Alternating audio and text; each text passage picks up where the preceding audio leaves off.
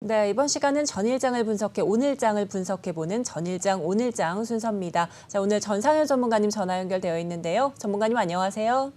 네, 안녕하세요. 네, 전문가님 기록적인 폭우가 좀 중부지방을 덮쳤는데요. 전문가님도 피해 없으시길 바랍니다. 자, 이제 전반적으로 저희 이제 시장 먼저 복귀부터 한번 해보도록 하겠습니다. 자, 이제 지난장 이제 상승 상승 마감한 코스피장, 좀 반대로 코스닥은 좀 하락 마감했는데요. 자, 현재도 상승 출발한 상태입니다. 전반적으로 복귀 한번 부탁드립니다. 네, 간밤에 뭐 별일 없었는지 모르겠습니다. 네. 네, 저도 지금 출근을 못해서 어. 아직 집입니다.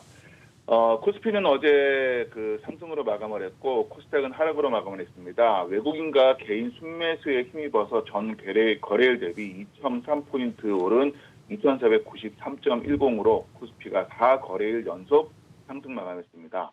업종별로 보면 비금속광물, 철강금속, 그리고 음식료품, 기계, 운수장비 등은 강세를 띈 반면에 의료정밀과 섬유의복, 운수창고, 그다음에 전기전자, 증권 등은 약세를 나타냈습니다. 코스피 시총 10위권 종목 중에서는 삼성전자, SK하이닉스, 그다음에 삼성전자 우선주, 그다음에 네이버, 삼성 SDI 등 5개 종목의 주가가 내렸고 나머지 5개 종목은 올랐습니다. 코스피가 그 미국 고용지표 호조에 따른 그 연방준비제도의 공격적인 긴축 우려에 하락 출발을 했고요. 이후 미국 소비자 물가지수 발표를 앞둔 경계감, 오늘 발표가 되고 나면은 이제 좀 반영이 될 텐데 기간의 차익매 실현 매출 그 추이에도 외국인과 기관 매수가 유입되면서 상승으로 전환이 됐습니다. 투자자별로 보면 외국인과 기관이 각각 1,733억 원, 805억 원어치로 순매수했고 외국인과 개인이 기관은 2,962억 원어치를 순매도했습니다. 시총 10위권 안쪽에서는 사이좋게 반반씩 상승과 하락을 나눠가졌습니다. 자, 코스닥은 어제 소폭 하락으로 마감을 했는데요. 전 거래일 대비 0.78포인트 내린 831.64에 마감을 했습니다. 지난 주말에 나스닥 지수가 기술주 중심으로 약세를 띠는 영향으로 기관과 외국인이 매도세가 나타나면서 하락으로 마감을 했습니다. 주가가 상승한 종목은 599개, 하락 종목은 789개였고 그 코스닥에서 한국정보통신, 앞서 말씀 주셨는데 한국정보통신과 이노시스, 한창바이오텍 등 3개 종목은 상한가, 그리고 모아데이터 등 1개 종목은 하한가를 기록했습니다. 개인이 1,201억 원어치를 순매수했고 기관과 외국인이 각각 611억 원, 454억 원어치를 순매도했습니다. 코스닥은 그래도 총 10위권 안에는 상승한 종목이 조금 더 많았습니다. 네, 그렇습니다. 자, 이렇게 해서 저 전일장 복귀를 해주셨는데요. 자, 그럼 어제도 각광을 받았던 종목들이 있을 것 같습니다. 한번 살펴주시죠. 네, 방금 전 방송에서 나왔었던 한국정보통신입니다. 98년 1월 그 20일에 코스닥 시장에 상장했고요. 카드 단말기 및 포스 시스템이 설치된 가맹점 네트워크와 카드사, 은행, 정유사, 포인트 제공사 등과 연결된 대외 인터페이스, 그리고 이들을 연결하는 VAN 시스템을 통해서 부가가치를 창출하는 회사입니다. 한국정보통신이 어제 상한가로 마무리한 이유는 그 애플이 운영하는 글로벌 결제 서비스죠. 애플페이가 올해 연말쯤에 이제 국내에 도입될 수 있다는 소식에 관련주가 급등세를 보인 하루였고요. 네. 한국정보통신은 전 거래일 대비 2,260원 상승한 9,800원의 장을 마감을 했습니다. 한국정보통신의 그 애플페이 상승은 어제 상한가에 의해서 오늘도 그동안 쭉 횡보장을 이어오다가 어제 상한가로 급등했고요. 오늘도 지금 현재 18% 정도 상승한 이제 11,000원 선을 넘어서서 11,300원 선에 지금 현재 거래가 되고 있습니다. 자, 한창바이오텍도 상한가로 마무리했습니다. 지배기업인 그 큐브엔 컴퍼니가 87년 4월에 설립돼서 그 의약품 원료의 제조 및 판매를 주요 사업으로 하고 있는 회사고요. 2017년부터는 부동산 분양 사업을 개시했습니다. 연결 대상 종속회사인 주식회사 큐브 공간기획이 아케이드 게임 콘텐츠 개발 및 프랜차이즈 사업 등을 주요 사업으로 하고 있는 회사고요. 어제 상한가로 마무리한 이유는 모에서 한창의 지분 처분 공시가 발표된 후 그 3거래일 연속 상한가를 기록을 했는데요. 앞서 한창은 지난 4일 공시를 통해서 한창 바이오텍의 주식 325만 7,632주를 61억 4,103만 원에 처분한다고 공시한 바 있습니다. 한창의 지분율이 기존 11.31%에서 5.47%로 줄어들게 되고 지분 처분 목적으로 지분 매각을 통해서 재무 구조 개선을 하기 위한 거라고 밝혔습니다. 이제 지난 5일에 경영권이 진흥 CNC로 변경된다고 공시가 이어졌고요.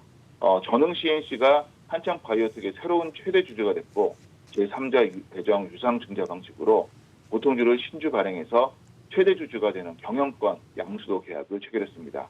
신주 발행 금액은 120억 원, 신주 발행 수량은 620만 1,550주입니다.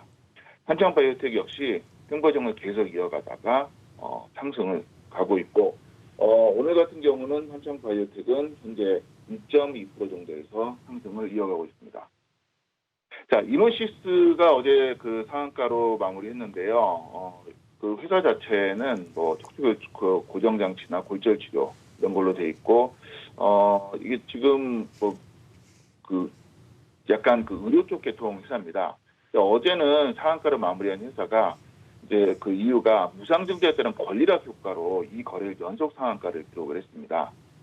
이노시스가 지난달 22일에 보통주 한 주당 신주 4주를 배정하는 무상증자를 결정해서 공시한 바 있는데 무상증자 전 주식 발행량이 1,432만 주 정도인데 신주 5,729만 주 정도를 더해서 총 주식수가 7,162만 주 정도로 늘어나게 됩니다. 이에 따라서 그 무상증자에 따른 권리락이 발생을 했고요. 권리락 기준가가 2,610원입니다. 권리락은 신주 인수권 권리가 사라지는 걸로 그 주식 가격의 일정 기준에 따라 하향 조정하는 것을 말합니다. 그래서 기업 가치는 그대로 있지만 주가가 내려가면서 가격이 낮아지는 효과에 매수세가 몰린 상황입니다. 네.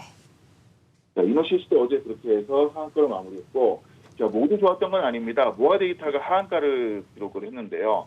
모아데이터는 뭐 택배 근로자나 혹은 그 올피스 시장을 선점한 그 상황인데 모아데이터가 지난달 5일에 한 주당 5주의 비율로 신주를 배정하는 무상증자를 결정을 했고 신주 배정은 오는 10일입니다.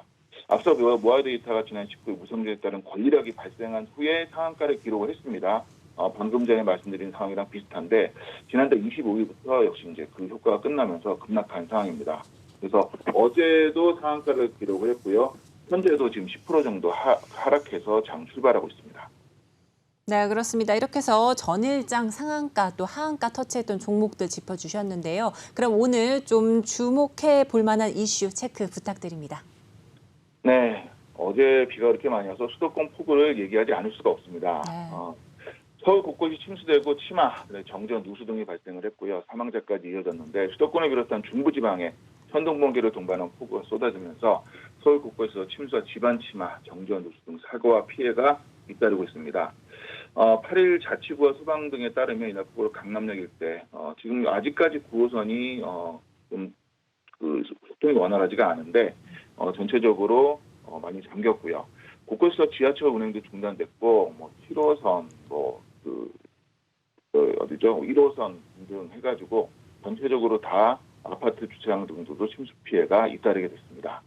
각자 다들 관리 잘 하셔가지고 비가 이어진다고 하니 피해가 없길 바라고 자, 그 구독 OTT가 점점 다양화되고 있는 추세입니다. 넷플릭스로 우리나라가 넷플릭스가 무혈 입성한 상황인데 SK와 KT에 이어서 LG U+도 그 OTT 즉 그 구독 서비스를 그동안 하지 않았었지만 LG U+도 지금 이번에 새롭게 U+ 아이들 나라로 시작해서 분사에 이어서 OTT 신설법인으로 출범하기로 했습니다. 앞서 LG U+는 지난달 컨텐츠 엔터테인먼트 기업인 SAMGN 엔터테인먼트에 전략적 투자를 단행을 했고요. LG U+가 별도의 온라인 동영상 서비스 신설법인을 출범시키기로 한 것은 기존의 전통적인 방식의 그 통신사만으로는 더 이상 살아남기가 힘들다는 판단입니다. 실제로 이제 웨이브로 시작을 한 SK텔레콤과 그 자회사 SK브로드밴드 매출까지 합치면 올해 전체 통신 매출에서 콘텐츠가 차지하는 비중이 3년 만에 10포인트가량 확대되면서 사업 부분 중 가장 가시적인 성과를 내면서 벌써 35%를 넘어설 전망입니다. OTT 시장을 중심으로 한 미디어 콘텐츠 사업의 통신 3사가 열을 올리는 이유가 이거 그 기존에 가지고 있던 통신 사업과 시너지를 낼 수 있기 때문인데요. 기본적으로 한 달간 구독하는 형태인 OTT가 유무선 통신 사업 상품에 끼워 팔기에 용이한 이유가 있습니다.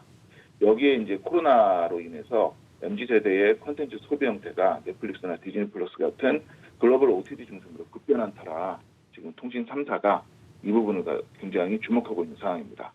KT도 자체 OTT로 출범해서 시즌이죠. CJ EMN의 OTT 플랫폼인 티빙에 흡수 합병시키는 파격 결단을 내렸고, 이게 이제 결과적으로 되게 결과가 좋았고, 점유율 2위를 기록하던 SK웨이브는 합병이 완료되는 올 연말 티빙에 이의제를 내줘야 되는 상황입니다.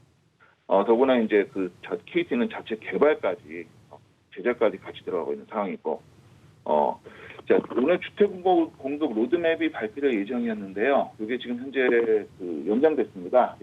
지금 어쨌든 발표될 예정이었는데 뉴스는 좀 말씀을 드려야 될 상황이라서 향후 5년간 250만 호 공급을 계획하고 있습니다. 윤석열 정부가 출범 이후 첫 주택 공급을 오늘 발표를 할 예정이었습니다. 5년간 250만 가구를 공급한다는 계획이 담긴 주택 공급 로드맵인데요. 지난 정부 때 공공주도로 추진했던 게 이제 민간주도로 활성화하자는 게 골자입니다. 특히나 재건축 초과이익 환수제와 안전진단 같은 재건축 규제를 풀어서 도심 역세권을 고밀도로 개발할 전망인데, 이때 이제 1기 신도시 재정비 방안도 윤곽이 나올 것으로 보이고 있습니다. 수도권에만 최소 150만 가구의 물량이 배정되는 것으로 예상이 되고 있고요. 도심 공급을 활성화하기 위해서 분양가 상한제, 그다음에 재건축 3대 대못으로 꼽히던 초과이익 환수제, 안전진단 규제, 이것들이 완화될 것으로 보입니다. 이 내용은 오늘 발표될 예정이었는데 후후 상황 대처를 위해서 브리핑이 연기가 됐고 후에 다시 공지하겠다라는 뉴스가 올라왔습니다. 네, 그렇습니다. 여러 이슈 체크를 해주셨는데요. 그럼 이런 이슈들을 토대로 오늘의 관심 종목은 어떤 게 있을까요? 네, 오늘의 관심 종목은 일단 특수건설이라는 회사를 가져왔습니다. 철도 및 도로 지하 횡단물 비개착 시공, 그다음에 대구경 의량 기초 시공, 쉴드 터널 및 일반 토목 등과 산업 플랜트 제작 등을 영위하는 토목 시공 전문 업체입니다. 기존에 했었던 거는 서해대교나 광안대교, 인천대교 등의 고난이도 교량 기초를 했었고요. 쉴드 장비를 지속적으로 도입해서 한강 하저 터널, 그리고 세계 최초 S커브 구간인 서초 전력구를 성공적으로 시공한 회사입니다. 건설주 관련해서 기초 부분이 좀 강화될 부분도 생각이 되고, 이거 외에도 지금 지난 오세훈 시장 때 있었던 100년 주기로 오는 강수를 기준으로 해서 하겠다라는 하수관거 등도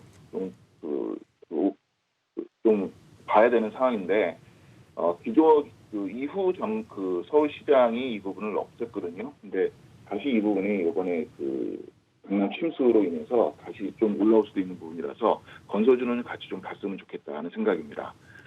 그래서 지금 특수건설은 서서히 상승을 하고 있는 상황이고, 오늘 장에서는 지금 6.5% 정도 상승하고 있습니다. 자, 어제 침수 차량이 많습니다. 삼성화재를 가지고 나왔습니다. 삼성계열 손보사고 손해보험업과 재산보험업. 재산보험은 이제 보통 얘기하는 질병 상해보험을 얘기를 합니다. 핵심 사업으로 영위하고 있습니다. 국내 사업을 기반으로 안정적인 사업을 영위하고 있고, 회사가 제공하는 상품의 보존부의 매출 비중은 일반 보험, 장기보험은 여러분들이 이제 만나는 일반적인 보험을 얘기합니다. 자동차 보험이 30.2% 정도 이렇게 있습니다. 삼성화재가 그동안의 횡보장을 계속 이어가다가 지금 최근 이음새로 오르고 있는데, 어제 침수차가 많이 발생을 하면서 이 부분에 대해서 좀 걱정을 하고 있는 분들이 많이 있을 겁니다. 예전에도 한번 침수가 많이 났을 때 삼성화재가 주가가 거의 10% 정도 빠진 적이 있었는데, 삼성화재 주가는 보통 이제 보험회사는 보험을 위한 보험, 즉 재보험이라는 걸 가입을 하게 됩니다. 삼성화재는 그동안에 이제 최근에 실적 등등으로 인해서 계속 조금씩 상승하고 있는 추세였는데, 재보험을 통해서 이 부분에 대한 리스크를 해결할 수 있는 부분이 있기 때문에 삼성화재 주가도 오히려 하락을 한다면 좀 저렴하게 매수를 할 수 있는 기회가 될 수 있을 거라고 생각을 하는데, 오늘 주가는 예전과는 좀 다르게 지금 소폭이지만 빨간색으로 횡보장을 이어나가고 있습니다. 삼성화재는 이제 지금 일반 전기보험 쪽에서 유사암 쪽이나 이런 부분에 대한 이슈도 같이 있기 때문에 실적은 당분간 그대로 빠지거나 하지는 않을 것 같고, 요금 관심 두고 보셨으면 좋겠다 해서 삼성화재도 한번 같이 가지고 나와봤습니다. 네, 이렇게 해서 오늘의 관심 종목까지 살펴주셨습니다. 오늘도 도움 말씀해주신 전상현 전문가님 감사드립니다. 네, 감사합니다. 네, 지금까지 전상현 전문가의 전일장 오늘장이었습니다.